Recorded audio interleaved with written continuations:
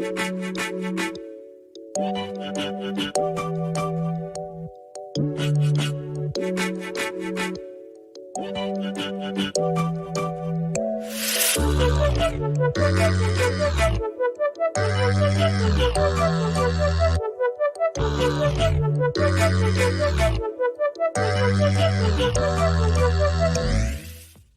a report that came out yesterday, Yeah. and I think it was even broadcast on Press TV, and I know on Sputnik News, and it said the number is more like 30,000 instead of 2,000. Now I want to say this: I have sources, and they one of my sources told me that Russian forces have wherever U.S. forces have been stationed in Syria, Russian forces have moved like close to those forces to set up bases or to set up counter, I would say, counter bases to where the U.S. is, and I've been told that things are actually heating up behind the scenes because President Bashar Assad is fed up with Turkey's presence there and fed up with the Kurds cowing to U.S. pressure, and also fed up with U.S. intransigence, and not respecting the sovereignty of Syria's territory. So, so what is your take on this situation as the Russia continues to deploy close to U.S. Well, troops and stuff? yeah, I think what Russia is obviously doing is trying to keep the U.S. troops from attacking. I don't think that anyone wants to have a war of U.S. against Russia. Well, not anybody, but anybody with sanity. Hmm. But and so I think that if you put Russian troops, sort of in the path of the U.S. troops, they're not going to do anything. They're really not going to attack them. They might try to, send a drone over them or something to another place, but it's going to stifle them and tamp it down a little bit. But you're right. I mean, there's no earthly reason for the United States to be in Syria at all. Never was. There's no reason for us to be supporting all these jihadi terrorists that have been, just looting and burning the country and killing people and raping women. That's ridiculous. We don't need to be doing that. That's not helping Americans.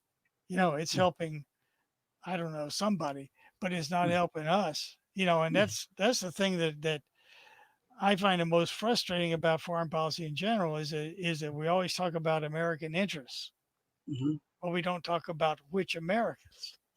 We're not talking about you and me. I mean, they don't care what we want. That's for sure. But um, yeah, if you were a billionaire or you own an oil company or whatever, yeah, they're keeping you safe. Well, I want to go back to something you said that no one sane wants a war between the U.S. and Russia. Well, those people who actually push for the deployment of U.S. troops into Syria should have known that that may be one of the ramifications Oh of yeah, that, since Syria has been a long time client state or client ally oh yeah, of Russia, and Russia needs Syria so it would not be boxed into the Black Sea.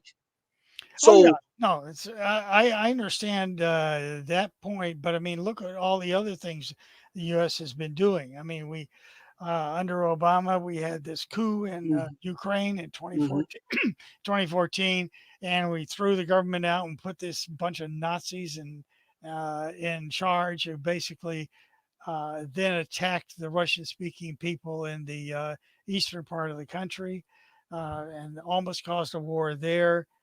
The Crimeans voted to go back to Russia, and they did.